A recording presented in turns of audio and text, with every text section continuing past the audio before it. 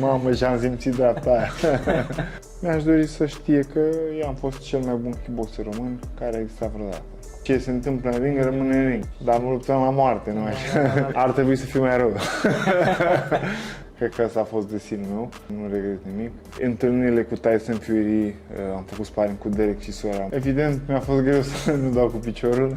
E un fair play aparte în sportul de contact. Anul viitor o să fie un an special, să reușesc să ajung iarăși în top 1, 2, 3. Sau să lupt iarăși din nou pentru centură. Și cu mine, prima dragoste nu se uită niciodată. Nu am câștigat foarte bine de la început. Am avut 10 ani în top 10 mondial. Cariera unui sportiv e destul de scurtă.